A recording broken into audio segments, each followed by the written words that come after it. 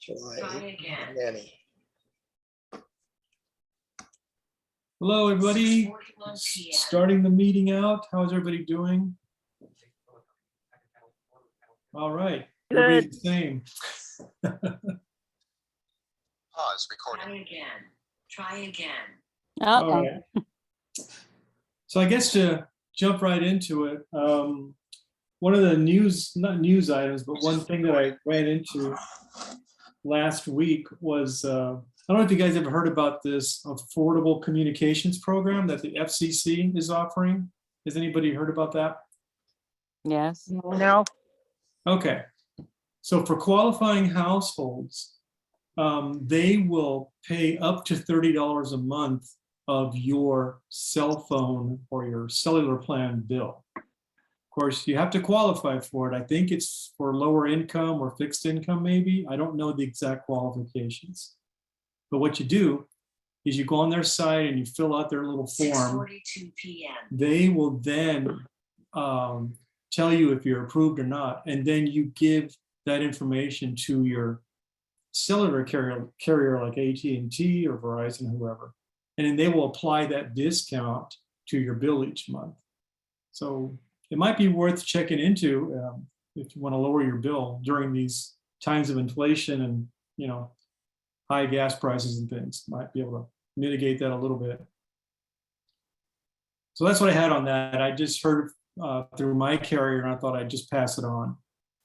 So, my understanding though, it is for a lower income or, you know, but anyway, I don't know the exact qualifications or prerequisites. The way I understand it, if you're on Access or if you get food stamps, you Oh, qualify. really? Okay, I didn't know that for sure. Okay.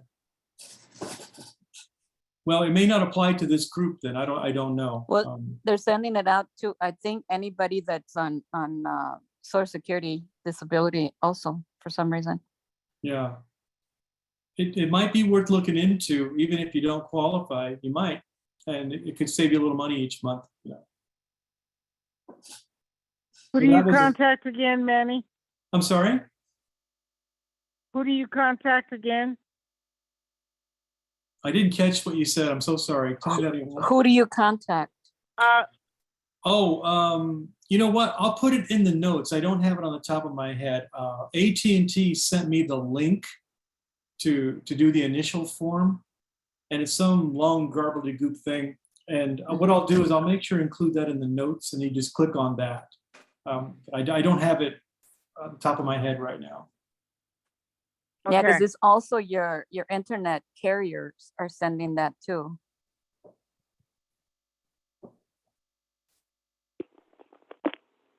All right, so let's see if there's any questions on that program. No.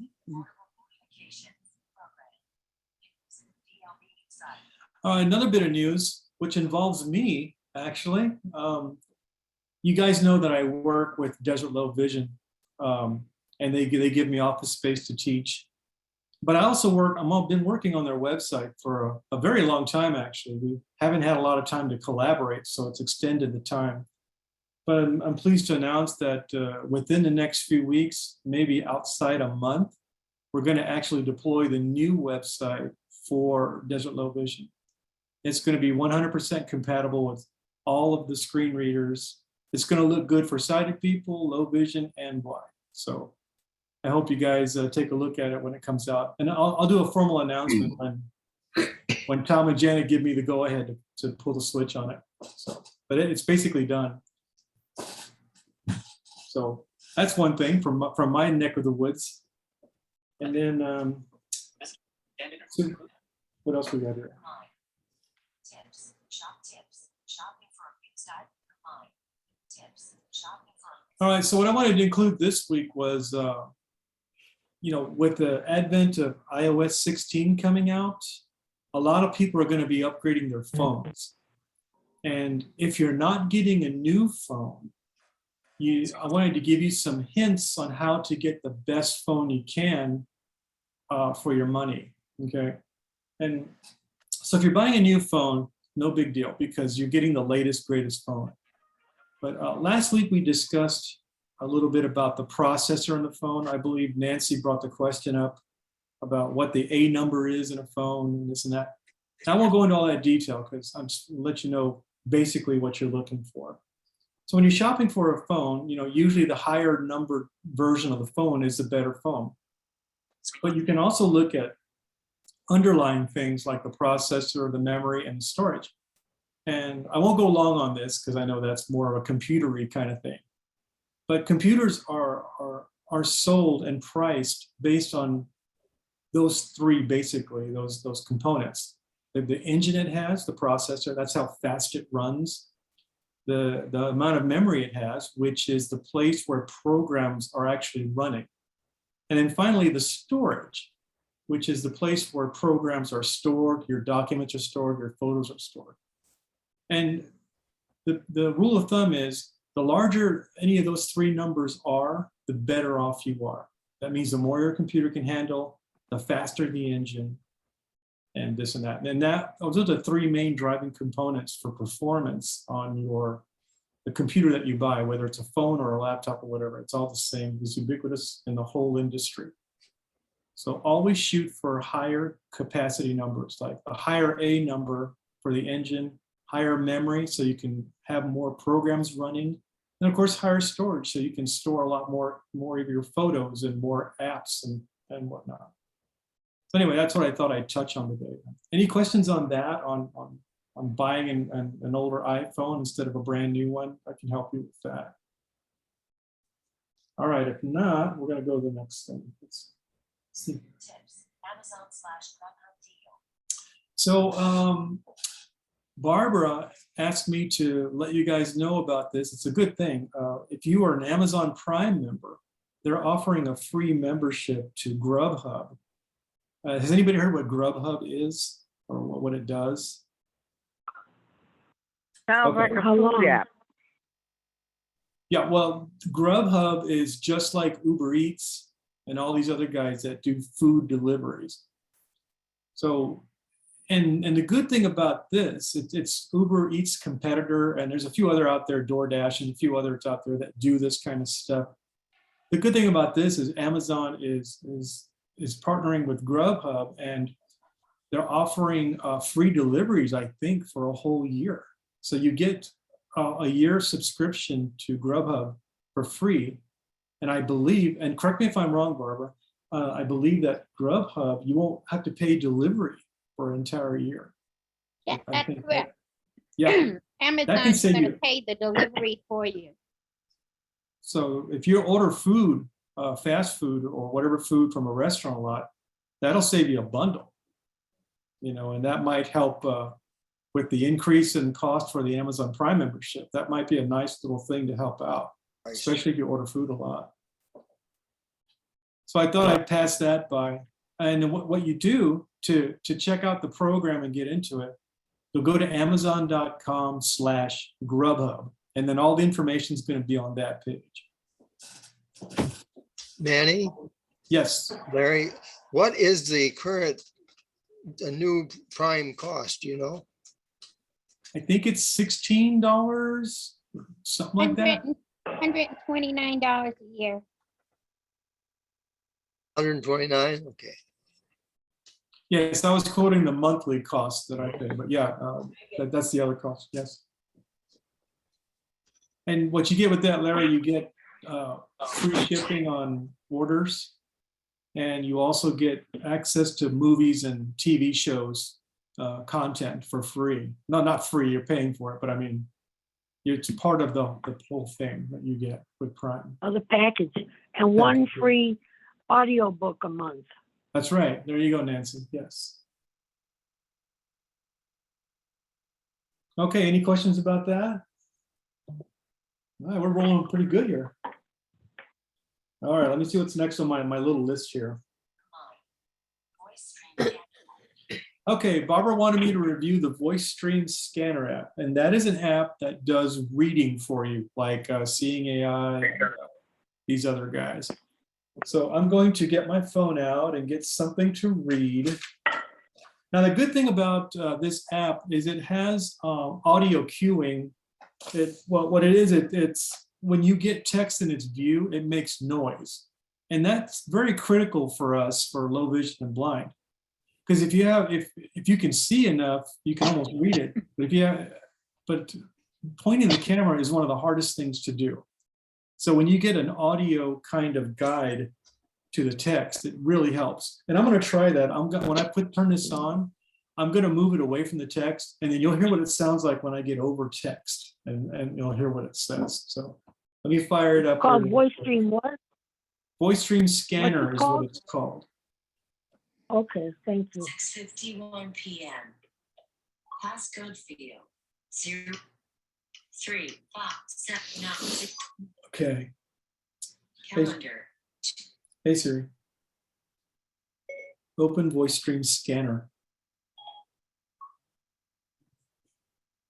Voice stream scanner. Capture image. So can you hear a little tone there? I don't know if you can hear that tone or not. Hear it now? That means I'm over text. Now, if I go away from text, here's how the tone will change.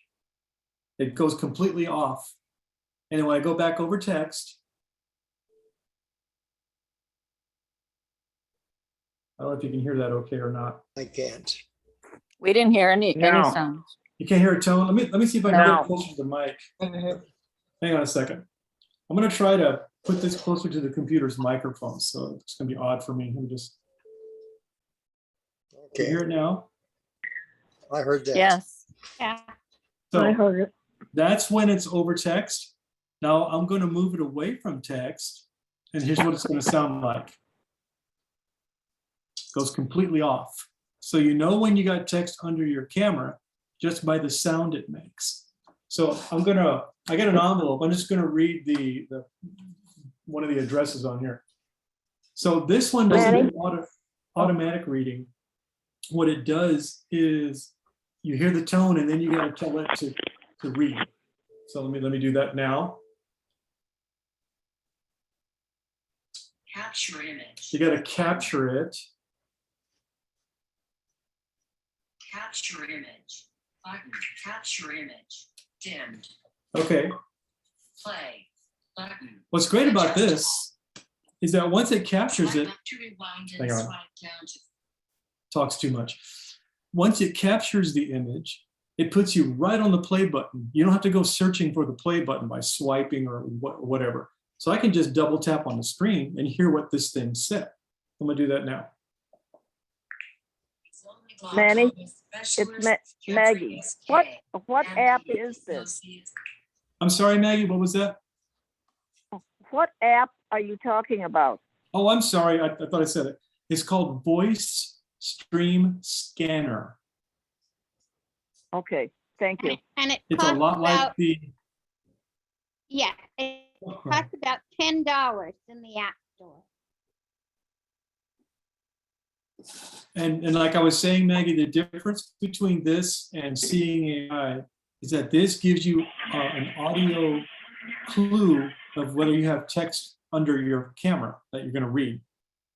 And what I was demonstrating before the question was what it sounds like when you see text, when it sees text, and when it doesn't see text. And it's basically it's completely silent when there's no text, and there's a tone, and it varies in intensity when you get more text. So that's how that works. And it was reading the address, by the way, so it does work. And I believe you. this one requires you to have the text right side up. You couldn't have it upside down like you can in Seeing AI. You have to have it right side up, I believe. So I've never that's a good bought app to maybe look at. Manny, Yeah. I've never bought an app. If I purchase one on the App Store, does it go into my phone bill? It goes, no, Apple will charge you for that. How So, do they get their money? I don't, well, they're real smart about that. So if you don't have a card on file with them, when you purchase the app, they will request that you put a No. card on file so they can bill you for the app. okay, good. I know And- they'll want their money. And when you buy apps or subscriptions, you'll be able to review those in your settings. I might do that for the next class. I might buy an app or subscribe to something, and I can show you what it looks like so you can always know what you're subscribed to, and you know Oh, good. exactly what's being charged. So, all righty. Let's see here. What is Now, next? does that app tell you how the bottom corners are missing or anything like that? Oh, I'm sorry. There was more settings on it. I probably should have gone through more of the settings. So yes, let's do that. Apologize for that. So let me find that real quick. They have a settings page. I'm in the result thing here. Let me get out of it. Discard. Button. Keep. So you can keep what it found, or you can discard it. So I'm going to discard it. Discard. And Button. all I'm doing on the interface is I was on the play button and I was swiping to the right to go to these other controls, discard and save. So I'm on discard. I'm going to go ahead and do that option. Discard. Capture image. Button. Now the interface, I'll point it towards the camera so you guys can see. Looks like that, and it's basically a big viewfinder up in front. It turns the light on in the back of your phone, and that's basically. And you have some controls at the bottom that captures. But what we're going to do is we're going to go into these settings here. Let me just find them. Edge detection off. Button. So there's a button down at the bottom called Edge. Turned on to automatically detect. Hold on. There's a button at the bottom called Edge Detection, and that's when you want to do a document, you'll turn that on, and then it'll look for 4 corners. And when it sees them all, it'll tell you to go ahead and capture the document, and it'll capture all of the document when it does that. Now, what did you call that button? Edge, EDGE, detection. Oh, edge detection. Okay. Kind of like when you're in document mode and seeing AI and it's looking for those corners, that's what it's Mhm. doing here. It's doing that same function. Okay, so let's keep going. Flashlight on. A Button. flashlight, obviously, if I want to turn that off, I just double tap that. Flashlight off. Okay. And then, of course, the capture button. Capture image. Batch mode off. Button. I think batch mode Turn on batch mode. allows you to capture multiples and store them together. So let's say you have 3 pages of documents that you want to capture. Well, you can capture the first, then capture the second, third, and save them all together as one guy, one file, or whatever. Or recognize them all as one for 3 pages. Auto capture off. Button. Auto capture. Turn on to automatically capture image when a page containing text is detected in the. So anyway, this is what it says. Auto capture will act. Sorry, it keeps beeping on me. Auto capture will make it do it automatically. When it sees text and it thinks that it's got all of it, it will actually capture the image for you. When you're doing the edge detection, when all edges are detected, it will automatically capture the document. So those controls are at the bottom of the screen on either side of the capture button. So that's kind of how that works. So any more questions on the voice stream scanner app? And they also, by the way, they have other apps in the suite. This is just one of them. There's another one called Voice Stream Reader. And I think there's even one more that I don't remember the name of it. But they produce these kind of apps for us. So let me close this. All right, let's see what's And is next. each one $10? I think there is a free version, but the one that Barb was talking about is a lot more feature rich. So I think there is a $10 version, yes. That's nominal. Especially if it reads for you and it does it well. That's kind of what you want. There's a few Maddie, people. Go ahead. Maddie, it's Maggie. When you purchase this, is that a one-time or is it every month? It's usually a one-time, but it will explicitly say that to you. Okay. Typically, these are one-time guides, but sometimes some of these software engineer manufacturers they want to put you on for each month. And it just depends on the app. I don't think this one is a monthly thing. I think it's a one-time charge. Thank you. Yeah, so it's a pretty good bargain, actually. Okay, let's see here. Any more questions on that? Okay. All I know is seeing AI is free and it's wonderful. You know, Yes, everybody. I agree. I know, use that app for everything. Yes, everybody I has their favorites. I don't want to speak, but I think our friend Lupita, she likes Voice Stream a lot. And I think Barbara, you like Voice Stream a lot too, right? She left. Oh, she left. Well, so there are many apps out there that do these kind of things, but I'm in agreement with Patty. I really like the Seeing AI app, but it's not perfect either, but it's pretty full featured for a free app. And it's coming from a big player, Microsoft. So, Mm-hmm. you know, there's that. Okay. Well, you know what, Manny? Yes. Seeing AI reads currency really well. Yes. Yes. If you need to identify your currency, it can do that. I like that too. And it also will do it on other types. So it'll read the Mexican currency or the British. Yes. It's Oh pretty no, full featured. it's like I said, it's a wonderful app, and I'm amazed that it's still free. Yeah, that is shocking. You know, one thing Well, I'll tell you that one feature we never talk about with Seeing AI, its ability to read handwriting. I've written or had people write down a message in just regular handwritten, and about 95% of the time it reads it perfectly. Handwritten stuff. It's unbelievable it can do that. But anyway, I'm easily impressed with those kind of things. No, I think it's wonderful, like for Christmas cards, you know, when you get Christmas cards and you try to read those. Yeah. Well, one So, thing too, I like seeing. It's Maggie. When I've got my Bluetooth in, I can be in a restaurant and it's reading the whole menu to me, and it's only reading it to me. It's not blasting over the whole restaurant. Yeah. That's right. No, it's a great app. I mean, you know, 15 years ago, this wasn't even something we could take with us in our pocket. So we've come a long ways in a little bit of time, you know. So yeah. Well, if there's no more questions on that app, I'm gonna address something that Annie's been wanting me to figure out, and Barbara too. So have you guys ever heard of those e-publication books, like that voiceover book that Barbara was talking about? Well, if not, I'm here to enlighten you.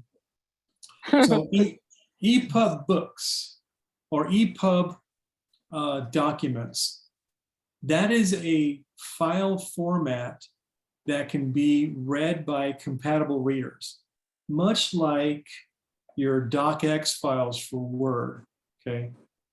You can open up docx files in other applications and Word, but they have a lot of formatting information and other directions that you don't ever see on the document, a lot of markup stuff. Well, EPUB documents are the same way. And you have to get a compatible reader to actually navigate those books properly. Now, lucky for us, Apple comes with an application that does that out of the box, and that's called Books. So when you open up, or when you open up an EPUB file, Apple Books will open up, and it'll allow you to navigate that document via its controls.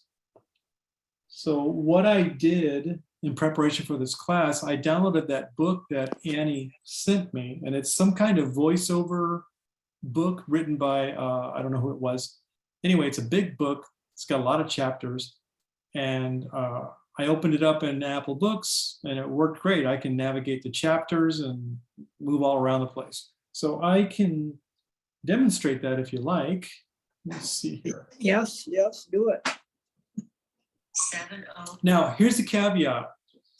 We're used to navigating it. 7:06 hang on. p.m. Sorry, this thing keeps talking when I'm trying to talk. Okay. The caveat is that you have to use the Apple Books app or a compatible reader. Now, there are a lot of different kinds of readers out there. It's because it's an open standard and anybody can write a reader for it. And I forget some of the names of the popular readers out there, but they're available on all platforms: iPhone, Android, Windows, Mac, Linux, you name it, it's out there. But since our phones come with a built-in app called Apple Books, we need to look no further. We don't need to download and install anything. So what I did, Annie sent me the link to the book. I went down up to that site and I downloaded it. And now I'm going to open it up, and then I'll show you how you navigate in this thing. So let me do that now. Did you open it right from the email? Calendar. I did not. I had to go to this Google Drive area someplace where this guy's got the file hosted, and then I downloaded it from there. And what it does, it downloads to your phone, my phone, and then you go into this app called Files, and that's where you can find it real easy. So that's where I'm going. I'm gonna open up the Files app, and it should be right there because it's the latest one that I downloaded. So let me try that now. Hey Siri, open Files. Files. iCloud Drive. Back button. So this is what the Files app looks like. It's just a regular file browser in your Apple iPhone. And for those of you who can't see, it's a screen and it's got a grid view of icons, pretty big on my phone. And I've got 3 files on there right now, one of those being the one that we're talking about. So I know which one it is, so I'm just going to go right to it. And I can actually even see it, it's so big. So I'm going to touch on that file so you can hear what the file name is. Personal Power 2nd Edition Final Copy EPUB file. 10:58 a.m. 735 kilobytes. So it's a relatively small file. Actions available. It's less than a meg. So it's pretty much all text and whatever is in there that helps the EPUB or Apple Books app navigate. Now, you don't navigate in the classic way because they're not putting headings in there and landmarks unless they specifically insert those on purpose. It's just a bunch of text, and the authoring program for these EPUB documents allows them to make those connections within the file. I don't know how to say that in English.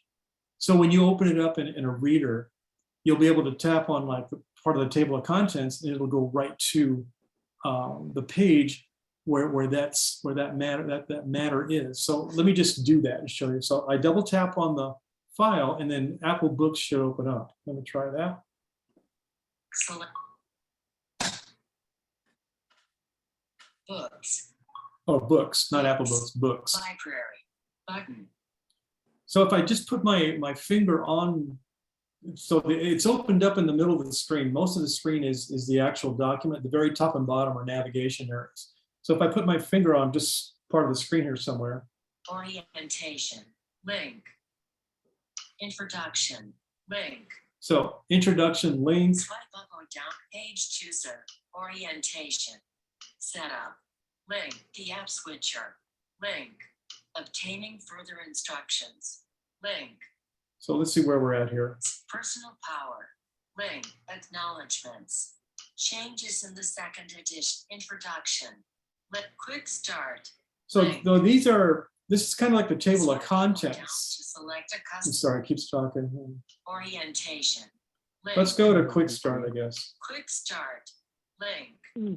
So it's a link, so you can Swipe double up or tap down that. to select a custom Quick Start. Library. Button. Page 156 of 3000. So did you hear that? I hit Quick Start, and that information is on page 150 whatever, and it took me right to that. And then I can just start reading it, I guess. Encounter differences between page chooser. you experience on your article. Anyway, I haven't played with the app too much. And then if you want to get back, there's some stuff on the bottom that allows you to navigate this document. So we'll go down there and take a look at that. Let's see here. Go back to page 1. Go back to page 1. What's next? Page chooser. Page 156. Adjustable. So you have a slider there. Tap and hold. Then drag. Sorry. There's a slider there where you can adjust what page you're on if you know what numbered page you want to go to. And then down here there is Page number 156. let me see. Page chooser. Page 1. Go back to page. So that's it. You have you can go to a page or you can go back to the beginning. You can use a slider to move anywhere in between. So it's pretty simple. So we'll go back to the very beginning. Go back to page 1. Page number 1 of 3,964. So I'm on page 1 of 3,000 whatever.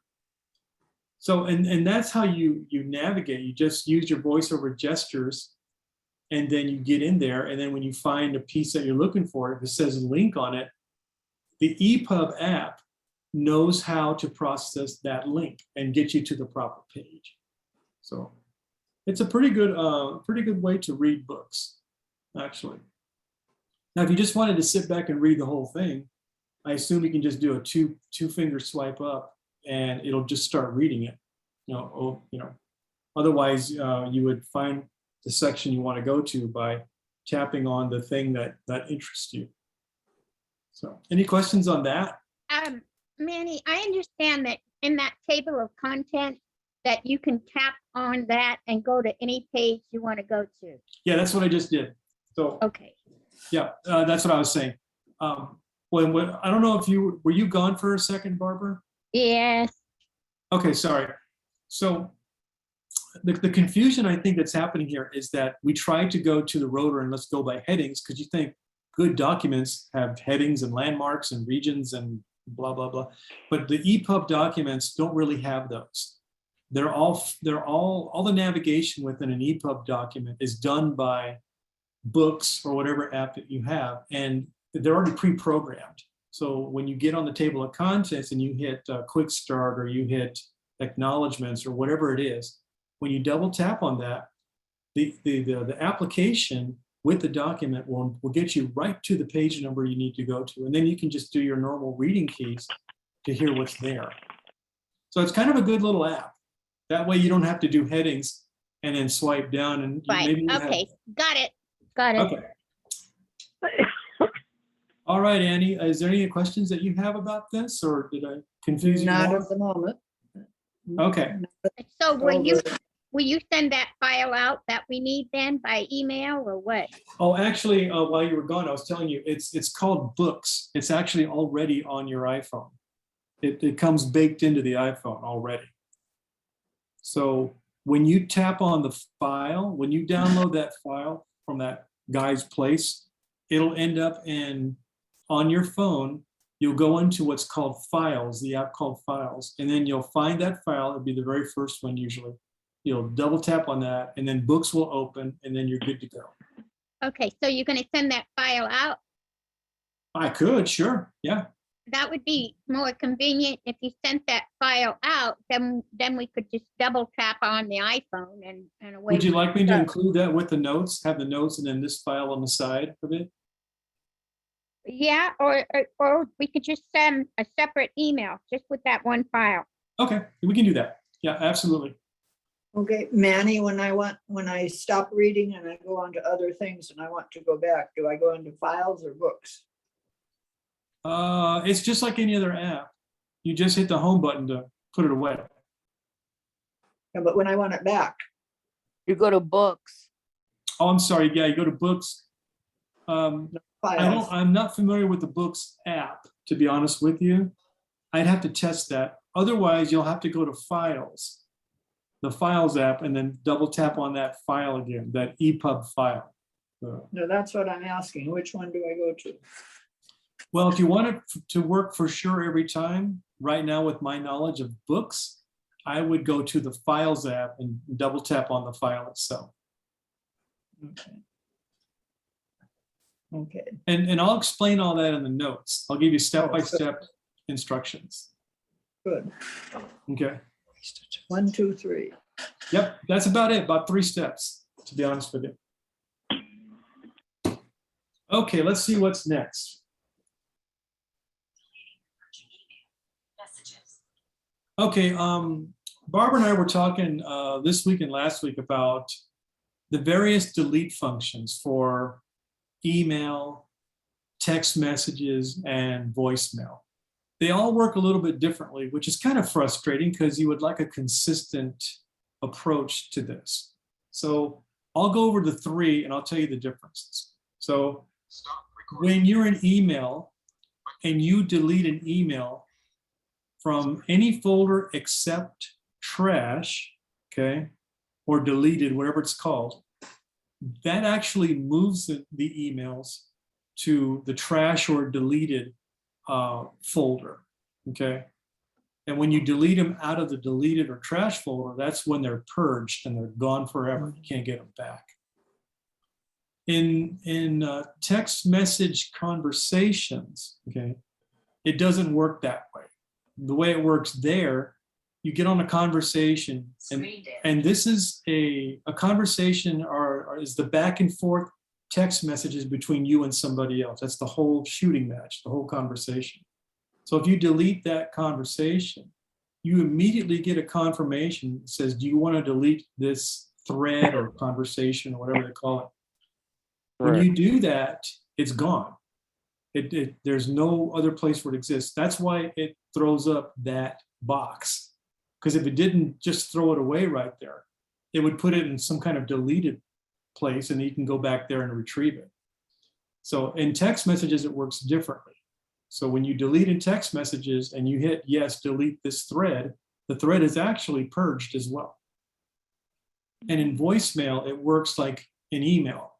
If you got voicemails that haven't been deleted yet and you decide to delete a voicemail, it puts it into the deleted items folder. And then when you delete them from there, that's when they're gone, okay? And of course, in your voicemail, if you have blocked senders and you get a voicemail from one of those guys, there'll be a blocked senders folder where they left you messages, but it never registered on your phone because you have them blocked. But they're in there for you to delete. So anyway, that's the way those 3 main guys work. And I want to just go over that with you because it's important that you know that when you delete something in one app, it's not exactly the same as deleting in another app. You know, you think deleting it means it's gone, but it's not really gone sometimes. It's just moved. And then when you delete them from a certain area, then they're really purged and gone. No more. So any questions on deleting? Yeah, you want to show them how to delete it all the way? You go Yeah. to the left and you select, I think it says select all. Yeah, let's do that. So 7:19 p.m. Books. we Calendar. close that. Tuesday. So let's go to email first. We've done this before, but it's just a little review, just so you got it, okay? Doc. Mail. Mail. Mail. So when you want to delete a bunch of email, all you got to do is in the mail app, the one that comes on the phone, not a Gmail app or any other mail app, but the mail app that Apple provides for you.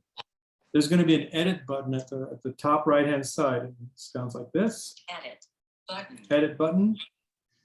Cancel. And if you wanted to kill everything in the current box you're in, and you can figure that out by putting your finger on the title of the screen, which is this. All inboxes. But the thing you want to select if you want to get rid of them is this thing at the top left. Select all. Select all. You tap on that, all of the emails are selected in the current box. And then at the bottom, you're going to have options.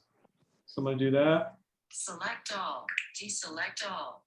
Of course, the select all button then turns into a deselect all to remove the selections. So at the very bottom, you have the options for the selected emails. And those options are, let me get down here. Toolbar. Mark. Button. You can mark them as read, unread, things like that. Move. You can move all of them to another folder, Mike, or trash. you can Button. put them in the trash. So that's not actually deleting. They actually changed the names to the proper names. So even though I call it deleting, we're really moving these to trash if we do this. Of course, I don't want to do this because this is my inbox and I need to keep these. But that's how you would do it in mail. It doesn't matter what box you're in. That's how it works. And you change, let me just get out of here real quick, cancel. Cancel. Buck edit. So on your iPhone, if you wanted to delete everything in your sent folder, let's say, you would go to the very top left to the back button, Mailboxes. Back button. mailboxes back button, Mailbox. and then you have a list of all of your email folders or mailboxes, however you want to call them. And you go to the sent guy, tap on that, and then you do what I just was trying to do in the inbox. And it works the same way. You select all, and then you choose your action at the bottom. And that works very well, and it works, and it works every time. Okay, so now let's look at text messages. Or are there any questions about deleting mail before I continue? All right, do that. Doc. Mail. 50, mail. Closing book. Closing books. Files. Closing file. Scanner. Closing scanner. Okay, so now we're going to go to messages and do that there. Doc. Messages. 2. So remember, text messages, it's kind of a misnomer. They are text messages, but they're really threads or conversations, meaning back and forth. The text messages are each little piece of the conversation. So right now we're in the conversations. Conversations. Chica Green. Maggie Hagan. Hello, Maggie. This is Maggie. Okay, so each of these conversations, if you want to delete them, okay, I'm not going to do it because I need these on my phone. But with VoiceOver on, you need to swipe up or down, and then you'll get the option. So if I do that, Drag item. Hide alerts. Delete. so let's say I want to delete this Maggie Hagan conversation. I would double tap. Alert. Would you like to delete this conversation? If I say yes, it's gone and I can't get it back. We're done. It doesn't go to a deleted place. It doesn't go to a trash. It goes. So that's why you get the confirmation, because it's your last chance to say no. So of course I'm not going to delete it. Cancel. Button. Conversations. Maggie Hagan. Now I'm not sure how you would do them all. I've never tried to do that actually. Let me see. More. Button. Select messages. Button. Oh, there it is. So you can choose the select messages option if you want to select more than one message. So if I do that, more than one conversation. Select messages. Select mess done. Button. And now I don't think there is a select all, but let me just, oh yes, there is. At the very bottom of the screen on the left, there's a select all Toolbar. Read all. or read all. I thought it was select all. Delete. Dim. Read all. Button. Done. Button. No, there isn't a select all. I'm sorry. I keep forgetting on these text messaging screens, but I rarely do this on here. So each one has to be double tapped to select it. Conversations. So I do that one. Maggie Hagan. Unselected. And what it does on a visual kind of thing, it fills in the little bubble next to it that it's selected. And you'll have to double tap on each one you want. Typically, this is not going to be a lot. Usually these conversations, there are not that many. So it's not like email where you have hundreds. You may have 10 or 20 in here maybe, unless you're on the phone all day, then that would be a bigger list. But that's how you do that. And then if you wanted to kill that conversation, delete, you would hit Toolbar. Delete. Button. and note that button says delete. It doesn't say trash. It doesn't say move. It doesn't say put it somewhere so you can then purge it. It actually will delete the message. So I'm going to cancel out of here. Messages. Done. Button. Done. And when you hit the done button, it takes you back. So, and that's text messages. So when you delete there, it's immediate and destructive. You don't get a last chance. And then of course, voicemail. Phone. 2 new item. Phone. 2. So go to voicemail. Tab bar. Selected. Voicemail. So if we want to delete a voicemail, you would just find it, +1. and then you would swipe up with one finger until you hit delete, here delete. Share. More info. Delete. If I hit that, it'll actually put it into the deleted items folder. Of course, I don't want to do that with this, so we're not do that. Deleted messages. Button. So there's a deleted messages, Blocked messages. and there's blocked messages. Now, like I said before, deleted messages are the ones that I deleted. Blocked messages are the ones that came from callers that are on my blocked senders list. And they all went in there without me even ever having to look at them.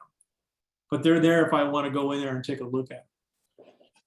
So, and once I delete them out of there, out of those folders, then they're gone for good. So that's the 3 areas we use the most where we delete communications, some kind of communications to us. Any questions about any of those 3? All right. Let's see what's next. And voicemail. Echo buzz. All right, so now it's show and tell time. About a month ago, I purchased these things called Echo Buds. Has anybody ever heard of it, about those things? All right. What they are, they're wireless earbuds, and they work with the A-Lady app. And what that means is that I can put them in my ears, can take my phone with me, and then I can command the A-Lady just like I would at home with my my Echo Dot or my Show or whatever it is. I can tell it what to do. I can even make phone calls with these things. They're very high quality earbuds. I don't know if for those people who can see, I have the case in my hands and it contains both of them inside. And the case also has a battery that allows you to charge them in the case. And you can charge them 2 or 3 times before you have to recharge the case. So I'll pull one of these out and I'll describe it to you. So there's 2 of them in here, one for each ear. So if I were to pull one of these out, so the round part that's on the outside of the ear is about the diameter of a dime, and it's about as thick as a couple of nickels. And then it's got this little piece that protrudes into your ear with a rubber seal thing that holds it in place. And there's a whole thing that Amazon makes you go through when you put these in your ears to make sure you got the right fit. So it's comfortable, it's not too tight or not too loose, and it works well. And these things are really good because you can command the A-Lady. But I think even the better thing about these is its noise reduction capability. The Dolby noise reduction it has, or Bose noise reduction. And what it does, and when you have them both in, and you turn and you have that on, it dampens all the sound around you, but you can still hear stuff, but everything sounds so soft and clear.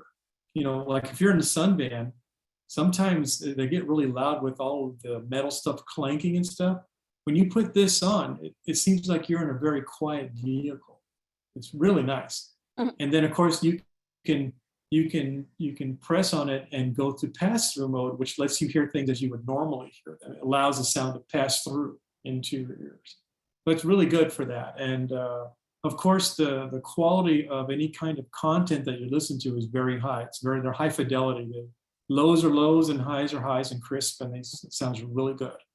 So, and they run about $120 at Amazon. Of course, I was a fool because I bought them before Prime Day and they went down to $70. So kind of bit that one, and I couldn't get them to match the price, so I tried. But anyway, that's what they are. How about with hearing aids? That's what I don't know. See, if you've already got something in your ear, I don't know how it would work with hearing aids. So that's something that I would check into before buying it. And the only person that could really tell you that with confidence would be your audiologist, your doctor, help you determine that they're okay. all they do is they send sound into your ear canal, but I don't know if you have something in your ear canal, if it would bother it, or, you know, I don't know. That's a good question, Danny. I don't have an answer for it. So, but it's something worth trying if you want to take the A-Lady with you and you want to be able to just shut the world out and be in a nice, you know, serene place for a little while, because they really work well in that area. I couldn't believe it when I turned it on. Heck, you can just walk around with it with the noise reduction on, and your whole world changes. It's like so nice and peaceful, but you can still hear stuff. That's a funny thing. I don't know. These guys are geniuses who develop this stuff. And when Anyway, when you use it when we're on the phone, it's so clear. Yes, and then, oh yeah, and I forgot to mention that. So each of these earbuds, the reason they're $120 is because they're high quality, and they got 3 microphones on each one that detect the surroundings, and they focus on your voice. Even though there's no descending microphone or anything of that nature, the 2 of them together with the mic placement and the way that the patterns are for picking up sound is set, you can always hear your voice so clear, even though you're not even talking to where the mics are, and you're talking in a different complete direction, and they hear you just fine. And of course, they last about 5 hours on a charge. So if you need them for 10 hours, some people will put one in one ear, and then when it goes up, put one in the other ear, and then you can get 10 hours out of it, at least having one in one ear and not the other. They work that way too. So How do you charge them? they're in the case. There's a black case I have in my hand in front of the camera right now. Oh. And on this case, you have a USB-C port here someplace right here where my finger is, for those of you who can see. And it just hooks into a standard charger, and then it'll charge up the case, which and then charges up the earbuds sitting inside the case. So Wow. the case acts like a charger and a carry thing. Case is a little bit heavy, not too heavy, but it's more than you think, because it's got a battery at the bottom of this thing that gets charged. But it's real small, so. Any questions about Echo Buds? All right. Here we go. Let's see. Voice over speech engine. Okay, so when I'm teaching my students voiceover, one of the hardest things for most of them to get is that voiceover and Siri are 2 separate things. And the reason they think that they're the same is because Apple decided to use Samantha on both of them. So when Siri's talking, it's the same voice as when voiceover is talking. So I'm going to show you how to change that. I'm going to do that now. So I'm going to open it up. 7:34 p.m. So Reading button. you're going to go into your voiceover settings, which is settings. Settings. And then we're going to go to accessibility. Bluetooth. Rows 4 to 14 of display and homes accessibility button. Accessibility. Go to features, voiceover. Voiceover. And then down here under the very top part of this whole voiceover thing, there's a thing called speech. Speech. We're going to go in there. Voice. Samantha. Enhanced. Button. So the very first item is the voice of the speech engine. Okay. Now I'm going to change it to a man's voice. And here's what it sounds like. Voice. Select English. Us. Alex. Button. Okay, Alex, you're on. Let's see. Download Allison. No. 100 Alex. Button. English. Us. Alex. Using 869 Alex. Using it Alex. Selected Alex using 869 megabytes. So now that's voiceover, right? So if I go back one screen. English back button. English. And Selected Alex button. If I start navigating with my gestures, you know when voiceover is talking because it's Alex that's talking now. Download Alice. Download Ava. Fred button. Okay, but Siri still has her voice, Samantha. So, hey Siri, what time is it? It's 7:35 p.m. So that's Samantha. And then Alex is the voiceover voice. And you can always tell who's talking, which is kind of nice. I like that actually, to be able to change the voices, because, you know, when I'm teaching it, it's hard to explain the difference when they're both speaking in the same voice. So that's how that works with voice. And of course you have all. And it works real good. This is Bobby. Yeah, that Bobby's one of my students that we did that for, and it seems to be better. And there are many great. voices on here.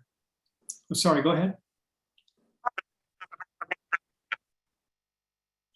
So there are many voices on here.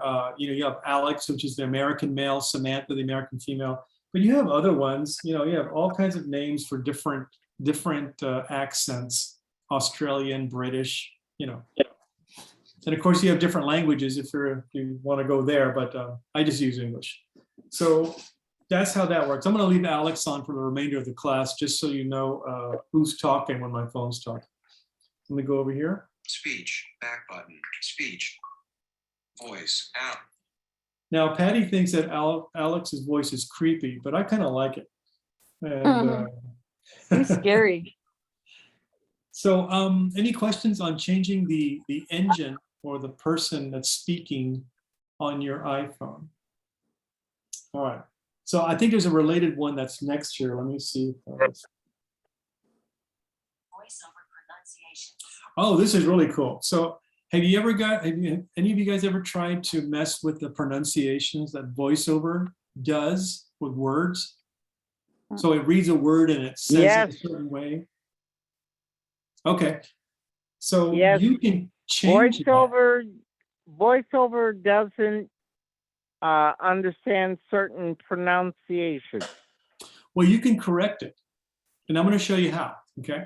So I'm going to use, let me get over there. So we are in the VoiceOver settings under speech. I believe it's in the same menu area. So it's settings, accessibility, VoiceOver, and speech. I think there's a pronunciation thing below. Let me just verify that before I commit to that. Hang on. Pitch change on. Well, before we do that, Tap to toggle setting. there is a pitch change for the voice. Let's do that first before we do the pronunciations. So at 50%, Alex sounds this way. Now watch when I change the pitch of his voice, because sometimes people with hearing issues might be better off having the pitch higher or lower, or maybe if the pitch is already too high, it sounds screechy in the hearing aids and you want it to sound lower. But this is how you adjust it. There's a little slider underneath the pitch area. It's called pitch. I think it's a heading or something. Let's see here. Pitch heading. Yeah. So under the pitch heading, you go to the slider. Pitch 50% adjustable. So I'm going to make his voice Slide higher. up or down with one finger to There we go. pitch 60%, 70%, 80%, 90%, 100%. See how higher his voice is? 100%. So now we're going to go lower. So 50% is the actual normal pitch of all the voice engines' voices, Samantha included. So if I go down below 50, you'll hear a huge change. So here we go. I'm going to take it down. 90%, 80%, 70%, 60%, 50%, 40%, 30%, 20%, 10%, 0%. So he's got a little froggy voice now.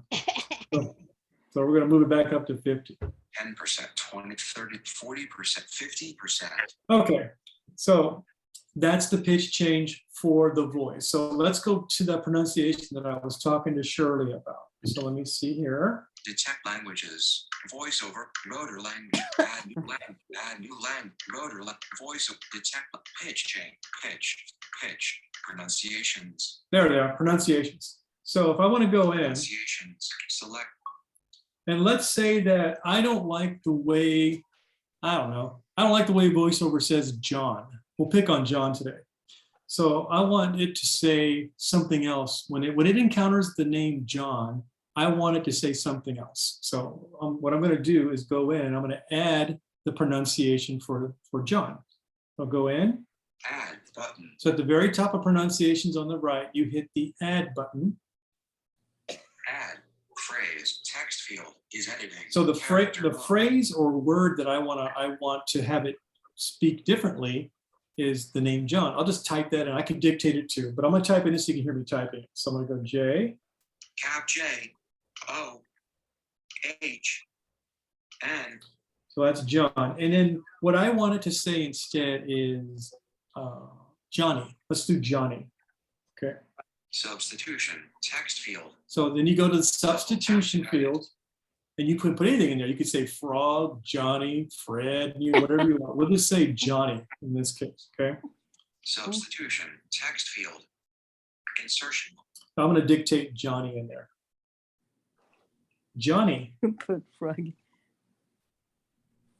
Inserted Johnny. So now the way the screen looks is I have pronunciation. I'm in a new translation, what do you want to call it? And the phrase is John, and then the substitution is going to be Johnny. So I'm going to hit play. Let's do a play. Play button. Johnny, All right, Johnny. So now the way you test this, okay, to prove that it works, okay, I'm going to get out of here Settings. and I'm going to open up a new Double tap to note. Notes. Notes. Folders. And I'm going to create a new note. Toolbar. New note. Button. New note. Note. Text field. And I'm going to type the word John in there, or the name John in there. So I'm going to go John. Cap H. Oops, not H, sorry. Cap H. Cap J O H N. So now I put John in there. So normally if I were to touch over the name that I just put in, it would say John. But now it's going to say Johnny, I hope. It's going to make a fool out of me if it doesn't. Let me see here. Note. Johnny. Johnny. So that's how you do that. And like Shirley said, if it's mispronouncing a word, let's say like a Spanish word that we use here in English, let's say tanque verde, okay? And it says tanque verde or something like that, and you want it to say it more like Spanish, you could phonetically put a word in there to make it, to force it to say it that way. So just so you know that. Did someone have a question? I'm sorry, I didn't mean to interrupt you. Okay. So that's pronunciation. All right, let me get out of here. You gotta remember to undo that, because when in the future, if I don't change that, every time I hear John, it's gonna say Johnny. So just remember that. voiceover touch gestures help. Okay, so I don't know if I've ever gone over this. I've gone over gestures. We've gone over them and said, hey, you do this to do that, tap this, or double tap that, or swipe this, or whatever. Well, the phone already has all these gestures in kind of a little help area where you can hear what they do, okay? So let me get over to that so you can understand where that's at. Notes. Back closing notes. Settings. Back settings. Back set dictate or settings. Pronunciations. Back button. Pronunciation. Pronunciate. I'm gonna get back to the place. John. Johnny. But delete. Toolbar. Edit button. John. Delete. Performed action. Empty list. Speech. Back button. Speech.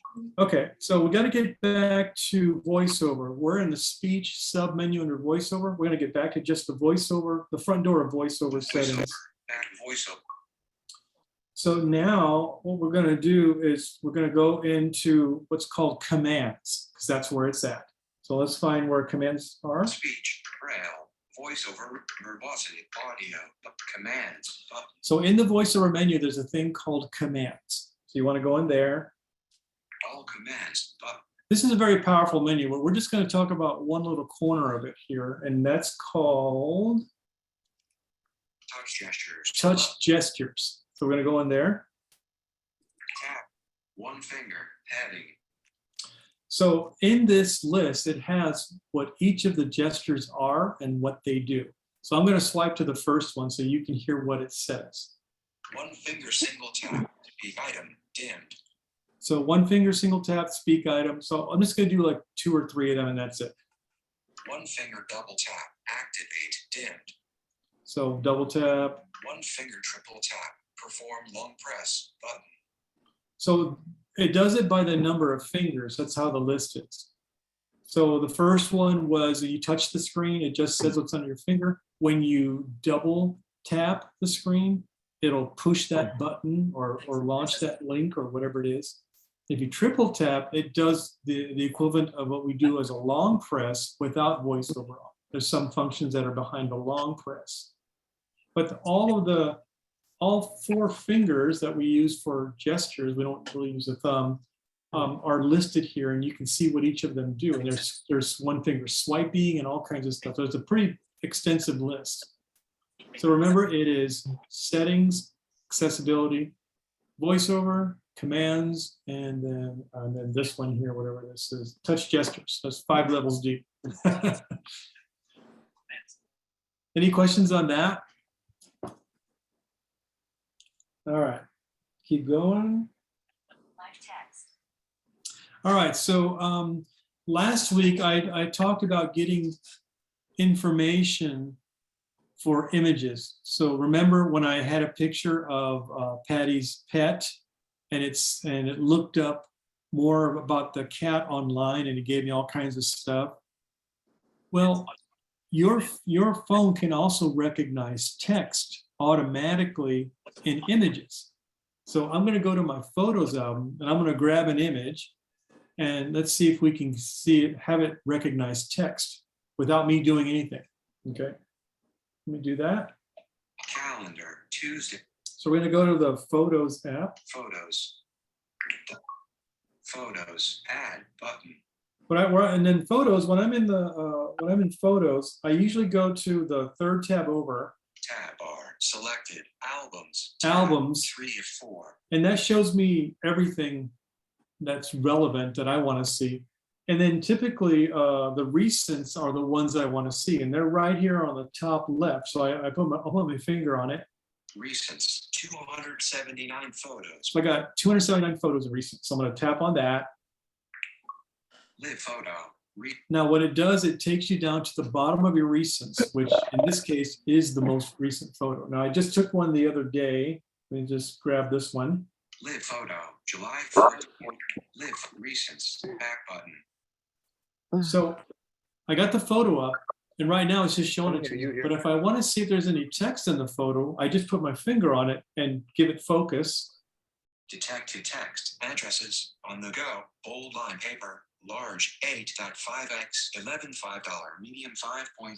So what it is, it's a picture that I took at Desert Low Vision of their paper products, and it's reading stuff off of the top of the paper products and the sign. So that works really well for recognizing text right in the photo. So that's called live text, by the way. Any questions about live text? All right.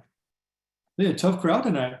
Manny, Let's see. while you're there, did you want to show them how to save a photo so you can send it to somebody?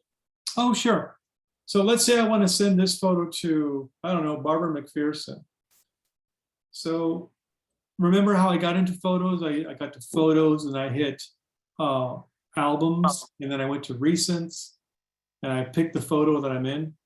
Okay, I won't do that again. I'm already in the photo.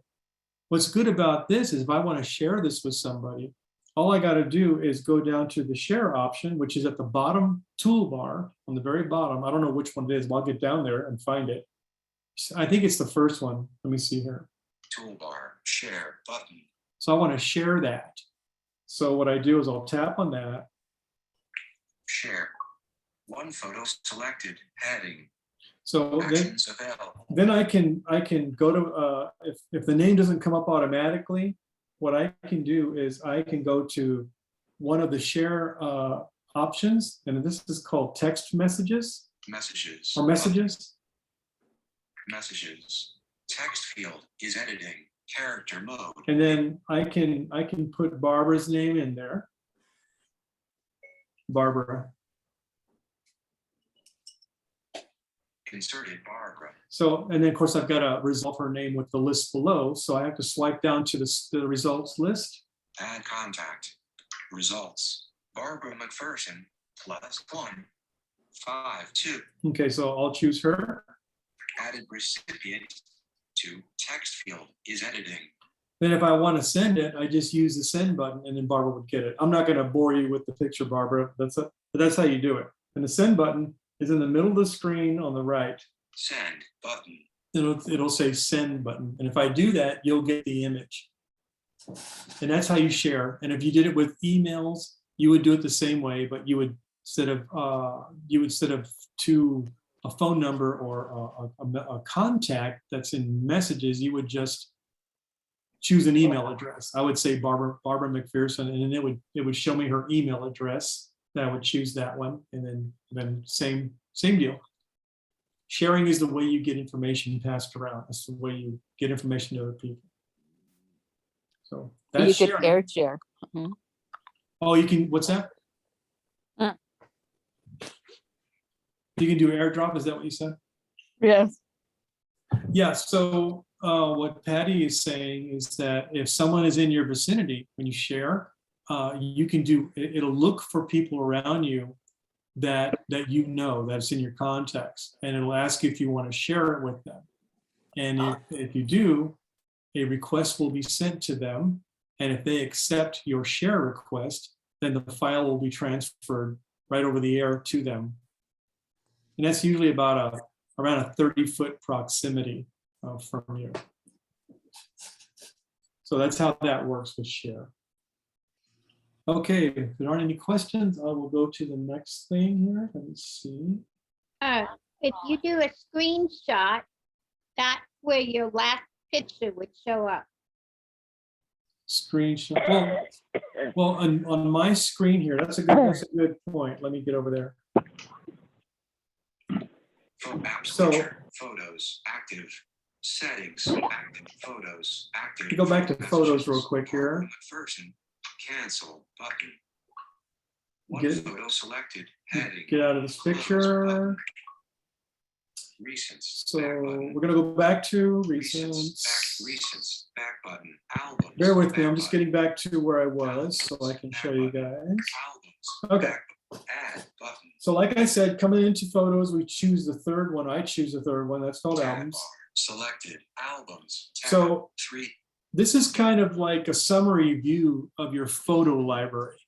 So there's recents or this and that. And what Barbara's talking about with screenshots, they're going to be done a little further.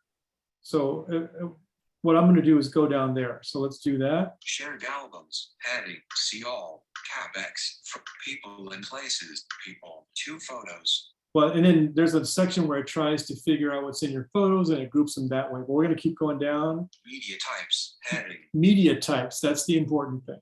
So we go down here. videos, 9, button, So there's 9 videos, selfies, 8, button, 8 selfies. That means you took the phone and you put the camera towards the front where you're looking at the phone, and then you took a selfie. That's what it identifies as selfies. And then live photos, 238, button, live photos was basically everything in that recents folder. Those are my live photos. verse, 2, button, Verse is a different kind of photo. We don't worry about that today. screenshots, 4, button, Screenshots, that's where that's at. You can isolate my 4 screenshots on the screen that way. And it's under media types in the albums tab. And of course you have 2 more, screen recordings, 1, screen recordings. And then there is, animated, 1, button, and I'm not sure what animated is. I've never looked into what that is, but it sounds like it's some kind of non-picture, more of a cartoony thing. I don't know what that means, so can't talk on it. So, but that's kind of the way I use photos. But there's many other ways to get to that. You can have them all put together in one view, like Barbara was saying. But I don't know where that's at. That might be in the first tab. Maybe they put it all together, and you can just go through them that way. But when you have a whole lot of pictures, hundreds, that becomes very cumbersome unless you know exactly where it's at. Okay, any questions about that? All right, want to keep going then? Internet shortcuts of Wi-Fi calling. Okay, has anybody ever heard of Wi-Fi calling? All right. Yeah. All right, so Wi-Fi calling is a great thing to turn on when you have spotty cellular service, but you have access to a broadband Wi-Fi network. So, and that can happen. You know, cellular service isn't consistent everywhere. They've tried to make it more consistent, but there's still some dead spots. When you get into buildings with real thick walls, especially these older buildings that have adobe walls that are thicker, it sometimes blocks a lot of the cellular signal. But if you have an inside kind of Wi-Fi, you know, your phone, along with your carrier, if they allow it, will allow you to make a call through the Wi-Fi network, and then it ends up at your carrier's place, but the first leg of it starts in a Wi-Fi network instead of their cellular signal. So it works real well, and that setting is under settings. Settings. Settings. In the front door settings, let's see, where are we at here? Display and brightness. Oops, we'll go back. Rows 1 to 10. Rows 1 to Sorry. So in settings, it's going to be under cellular. Cellular button. So it's about 4 or 5 down from the top. It's under Bluetooth and above personal hotspot. So Cellular data on. So Double tap to toggle setting. to get down to the thing we're talking about, it's down here towards the bottom of the screen. Wi-Fi calling off button. I have Wi-Fi calling off, but let's go into it and see what it says about Wi-Fi calling. Okay. Wi-Fi calling off. Wi-Fi calling on this iPhone off. So Double tap to toggle setting. so it's off now. Here's a little explanation it gives about it so you can hear what it says. Make and receive calls over Wi-Fi with your AT&T account. Review your carrier's emergency calling information to understand the availability of emergency calling over Wi-Fi. About Wi-Fi calling and privacy. Link. Double. And all that does, it's like I said before, you turn that on, and when your phone detects that it has a weak signal, you know, like maybe 1 bar or less, it'll try to do your calling through your local network if it's available. Otherwise, it'll use cellular. So if your carrier supports it, mine does, most of them do, you can turn this on and never have a dropped call or never have a problem with too many people on the cellular network, because now you have your home network carrying part of the load. So I think that was, if I may be so bold, Maggie, that was an issue you were having down in Green Valley with your phone. And I think we turned this on to solve it. So it does work, and it's a good feature.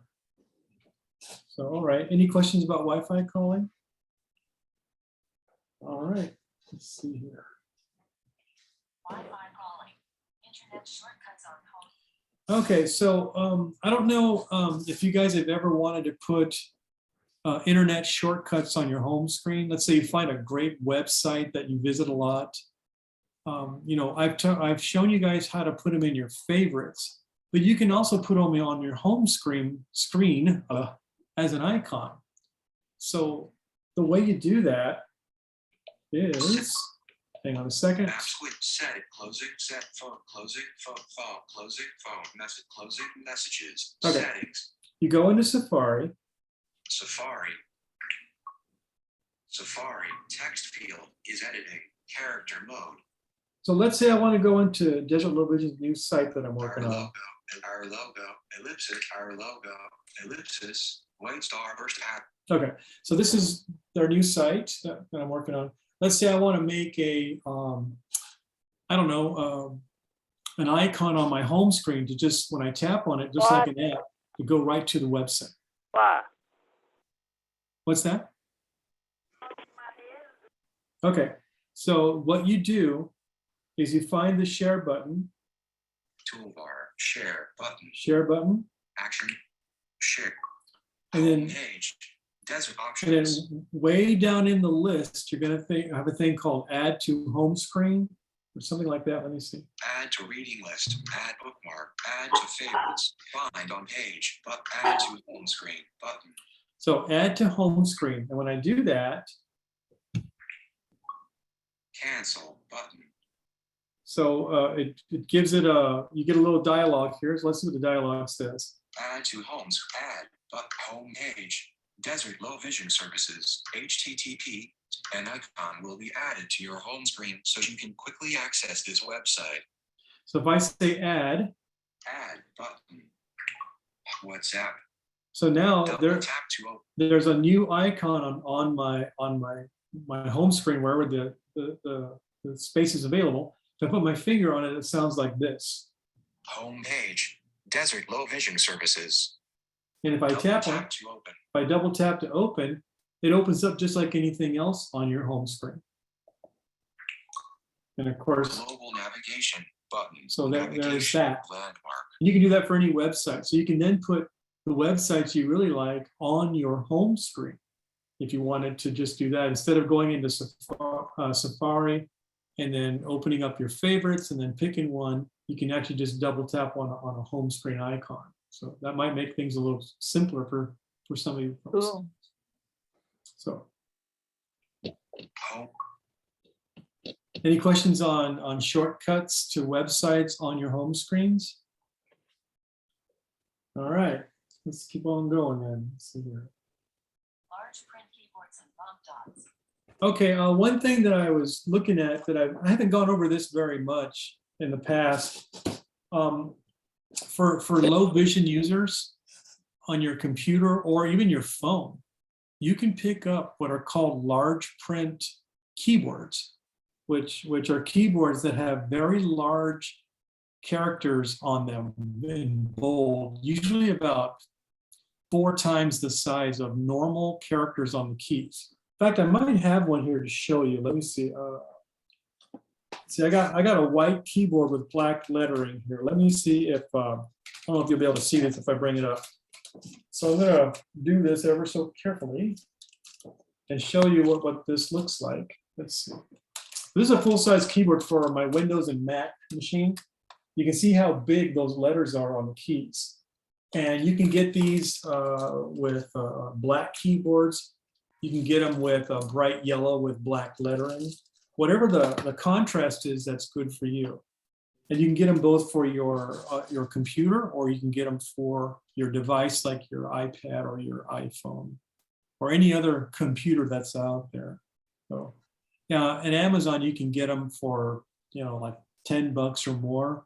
You can get them locally at the Desert Low Vision. They've got them there too. So they're all over the place, and they're fairly inexpensive. So I thought I'd touch on that too. Okay, any questions about large print keyboards? Oh, and they also have keyboards that are backlit too. If you want to pay a little bit more, some of them are even backlit. So if you're in a low light condition and you don't want to turn on a bunch of lights around you, they have some keyboards that have lights inside of there, like LED lights that shine through the keys. And then the letters on the keys are not only bigger, but they're even backlit, which helps a little bit. So we keep going. Wow. Stop/pickup. So the next thing I wanted to talk about, we're going on a different tangent now. Does anybody here shop at Sprouts? Okay. Yes. So Sprouts, fries, it's all the same. One thing that I tried that I really liked was their pickup service. And I thought it was great. I went on their app and I ordered a bunch of groceries. And what they did is they picked it for me. And then I was in the neighborhood anyway doing something else. And then I went to go pick up my groceries. And they had them all pulled, all ready to go. I already prepaid them. So all I had to do was walk out of the store with it. It's pretty amazing because they pick it. And that includes cuts of meat, vegetables, fruits, and of course, all of the regular goods that are on the shelves, and even cold stuff. So what they do is you do your order, you pay for it. There's no surcharge for them picking it. They pick it, well, it's never free, but it's not an extra cost. And then when you get there, you just pick it up and you're done. And they'll take it out to you outside the store. If you want to go in, then you can get them in there too. And it really works well. I highly recommend that if you want them to do that. you don't have to worry about a delivery charge or, things getting warm in a car. Because when they pick your stuff and anything that's cold, they keep it cold until you get there. They don't let it sort of sit in a pile somewhere with your name on it. They actually keep things cold. This is Patty. It's also because they give you a time that you have to pick it up. That's right. That's right. They give you like a 2-hour window, I think it was. So if you shopped today, they would give you a window, and you can choose this window, but it'll be like tomorrow. Or if it's early in the day, you'll get it in the same day. You can go pick it up later. You just have to have time to pull it. And then they'll give you a window. And then when you show up, you tell them you're there, and they can bring it right out to you. And then you don't have to go in the store, or if you do, just in the front. You don't have to shop, and everything's done. If you have a bag, they'll throw it in the bag for you. If you're in a car, they'll put it in your car. It's very, very great little service. Is this at Walmart that you're talking about? I did it at Sprouts, but I assume Fry's and Walmart will do the same thing. I assume. They do. They even Yeah. have spaces, marked spaces out in front for you to park. That's right, Annie. That's right. Yes. So I just want to remind people that there are plenty of options now. Even though this whole COVID thing was a bad thing, it opened up a lot of options for us for shopping. We don't have to just go in and rely on an employee to help us around or take extra time because we can't see. We can actually have them pick stuff for us. And at Sprouts, the good thing about Sprouts that I like is that they always have really good vegetables and fruits there. So at Walmart, I don't know, kind of iffy in that section. So you might get something that's not really in good shape, like a cantaloupe that's too soft or avocados that are too hard. But these guys, from what I can tell, my experience, they try to pick the best fruit that they can find for you. They do a good job of it. So you don't get anything that's kind of iffy.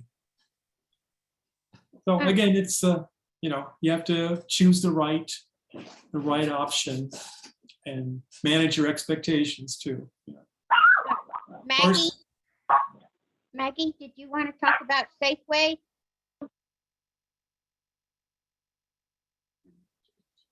Okay. I don't know if he's still there. 8:08 p.m. Okay, Anyway, well, Maggie was saying that not only does she shop at Safeway, but it's only a $3 delivery fee, and they bring it right into your kitchen. yeah, she did tell me that. And that'd be great. Now, I don't know how Safeway's price is fair versus others, but no idea. There's a doggy somewhere. Yeah, there's several. Safeway's a little bit higher sometimes in some of their products, but it depends on what you're looking for. Yeah. Well, I know that Sprouts is definitely higher priced. Yeah. But you do get good quality fruits and vegetables there. I can attest to that.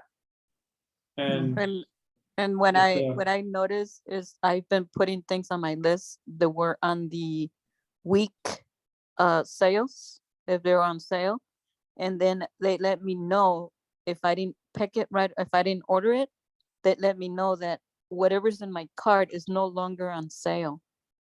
Oh, that's good. nice. Yeah. What I don't like about Walmart is their shipping part of your the items that you purchased. Mm. I don't like that. And it's just you got to watch it real close. yeah. Mhm. And some times it's just a little bitty bottle. Yeah. One of the big issues with these services that pick for you or deliver is all the substitutions. Because when you're shopping Yeah. somewhere and you see a deal, if you're not one of the first ones in there to get that deal, they're usually out. And Yeah. then you got to do this whole substitution thing, and you really don't get the deal you want. You end up paying more. So I don't know. That there's good and bad to everything here, but mostly good. Sheena, Yes. don't you have a personal shopper that you can text back and forth with Walmart? Yeah, they Um, all do. Yeah. Yeah.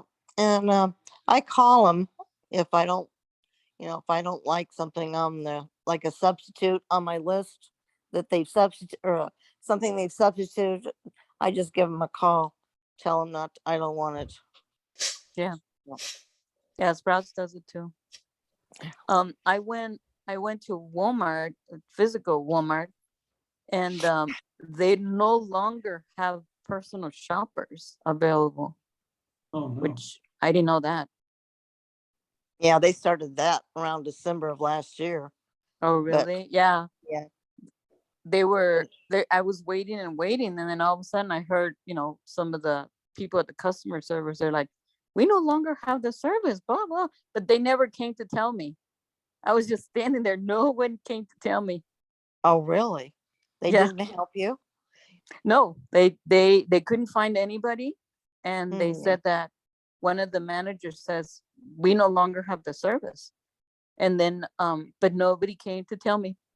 And I just like, and I just went by myself. They ended up helping me because I went to each department anyway and asked for help. So there. Yes. Yeah. Well, they usually tell me about it and then they go ahead and help me. But Yeah. No, I haven't been at that big Walmart, super Walmart in a while. And yeah, I was like, what? Because I was there, I don't know, maybe a year ago, and they got somebody and they helped me right away, but I have no idea. You Yeah. you'd think that the NFB would have something to say about that.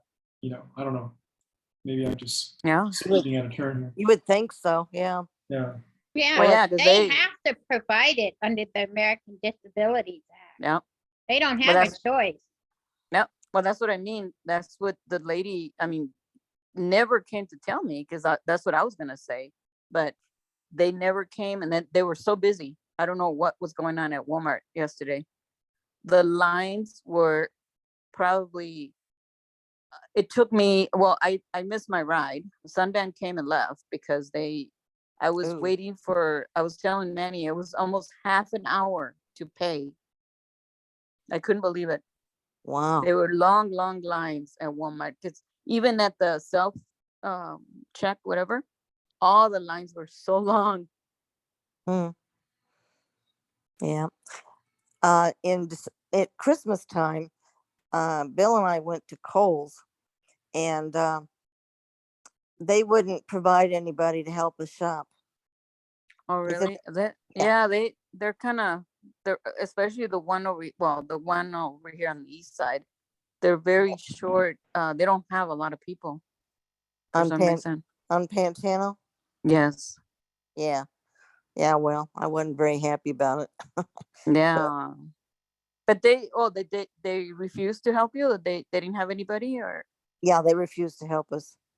Ooh, because we've asked for help, and it takes them a little while, but they do provide. Yeah, but we had a good Samaritan that had taken us over there, and he helped us shop one by one. But it would have taken less time if we could have just gotten a employee to do what we wanted. Oh yeah, yeah.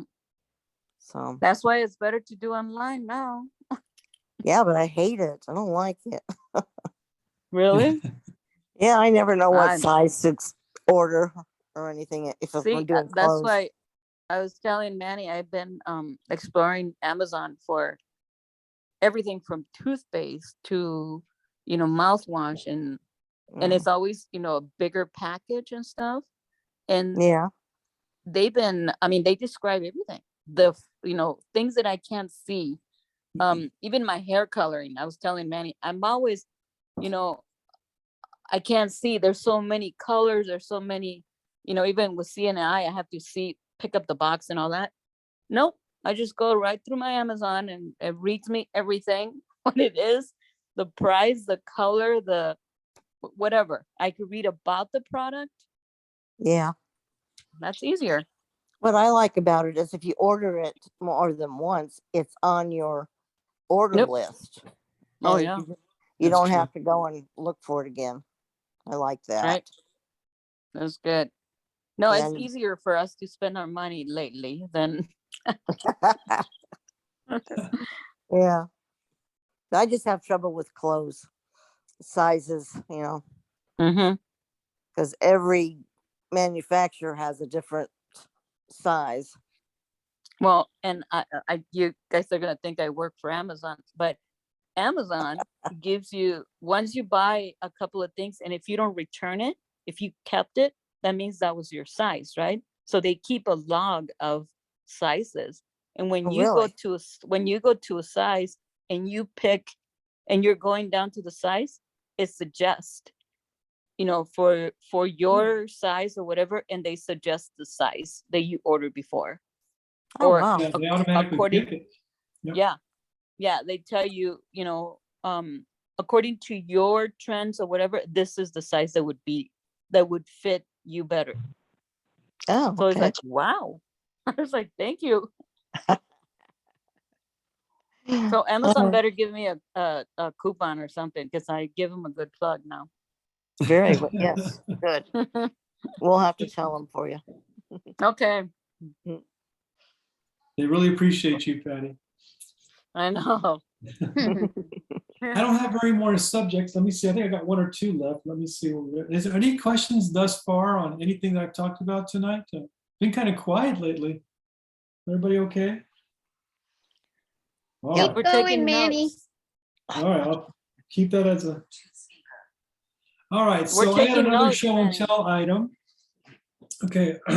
I'm like Patty. I'm always on Amazon, and I'm always looking for things to show to Hello? the class. Manny, I'm sorry. Yes. Yes. Yeah, actually, sorry. Can you just very briefly go over the shortcuts?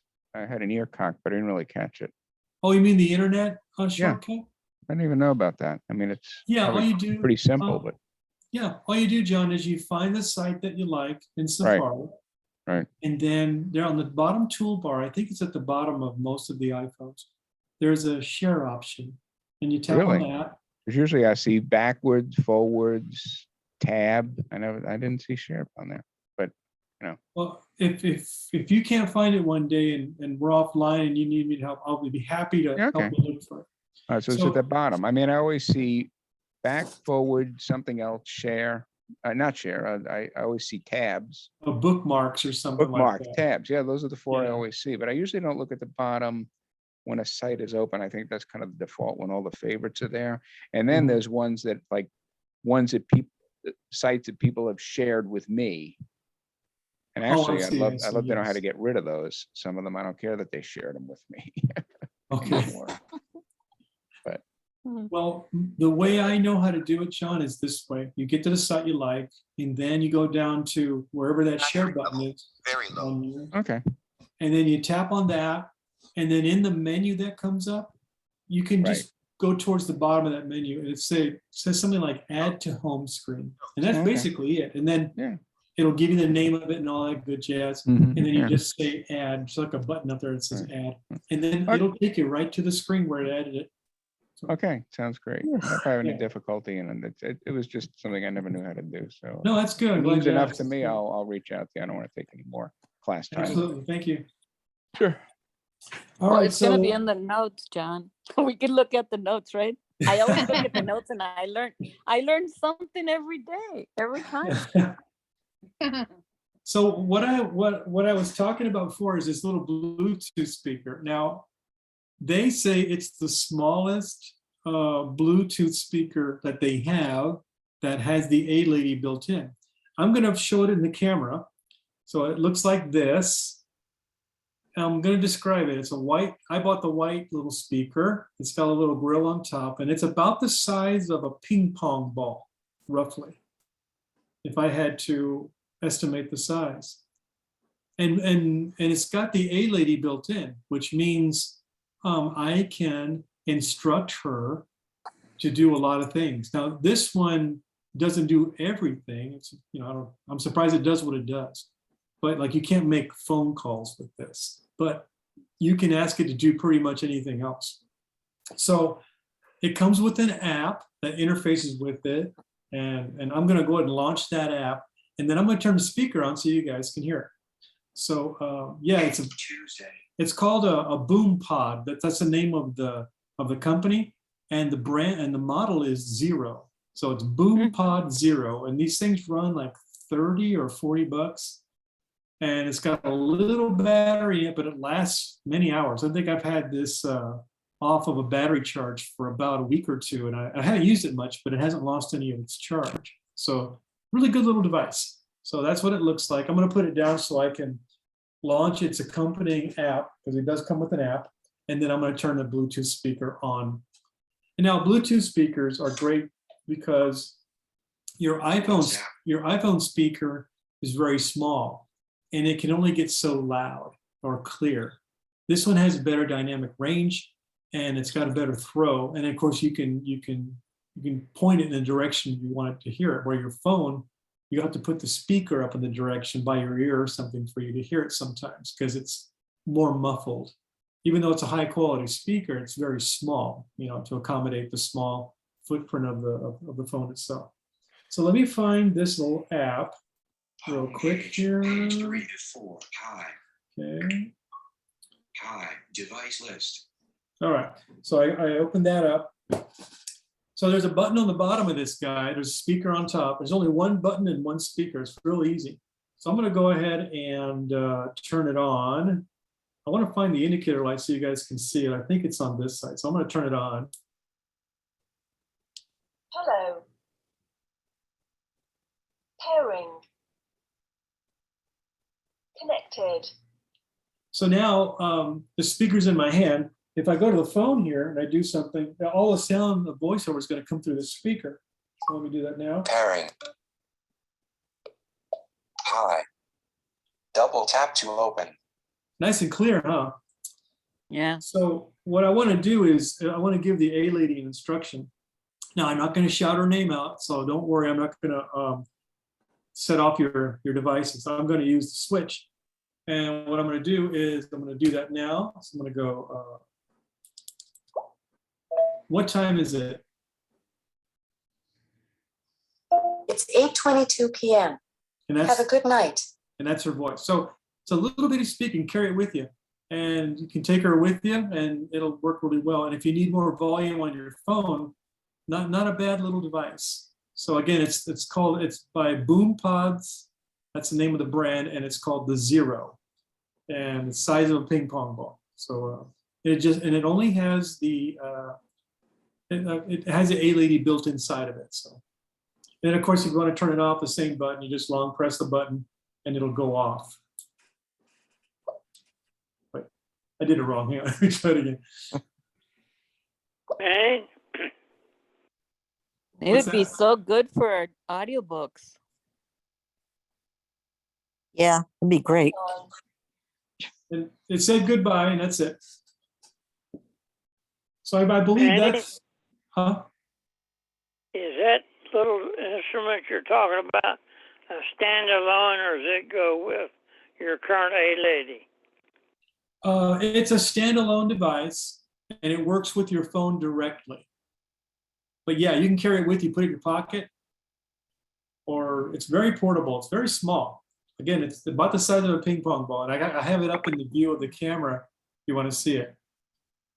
It's for trips. You could listen to audiobooks for trips. Woo. Yeah, I think it's great if people have, a lot of my students have either a minor or major hearing impairment and they need more volume. This kind of thing is really good for that. It's very loud. I have it at like 2 or 3. If I put it to 10, it'll be blasting. But it's amazing for its size how loud this thing gets. And it's small and portable. I mean, it's a great thing to have. So now if you're an audiophile, forget it. It's just a little speaker. So any questions on the little Bluetooth speaker? And if you Yeah, like, Manning, if you like, I'll put it in my notes, which one I got. And then if you want to look at it on Amazon, you can just call it right up and take a look, So, Manning, keep talking. So I think, Manning, yes, ma'am. can you bring that over to Bobby's class Monday? Absolutely, sir. I will do that. I want to see it too. I will wait. I didn't know this was going to be popular. I thought the earbuds were going to be popular, but this seems, it's cute. It's a cute little speaker. So. He charges for extras. I have one a Bluetooth one speaker that I listen to. I put my phone. I have my Netflix obviously on my phone, and then I just take my speaker everywhere around the house. I'm listening to my shows or Mhm. my audiobooks, but I think this will be so neat to take to take along with me. The speaker's a little bigger. Yeah. I think what's shocking to me is the volume. This thing gets very loud for you. This thing deceives you. You think, oh, it's not going to be able to get that loud. It gets loud. And the battery lasts a long time. So I don't know how they did it. There must be some super engineering going on here. But I just thought it was a neat little device. I just wanted to show it to you guys. And what I could do, if you guys want, I could bring it in the beginning of August to the class at TSB, the church, and I can pass it around. You guys can take a look at it if you like and see what you think. Yeah. So I think that's all I got for tonight. I don't know if there's any more questions, comments, gripes, complaints, anything. No, just thank you. Well, thank you guys. I really Thank you, appreciate Manny. the support. So Well, it's 8:26, so I'm gonna hit the, end recording here. Thank you, Manny. thank you, John. Thank you, everybody. Okay, good night. Good Good night. night. Night. Right. Bye, everyone.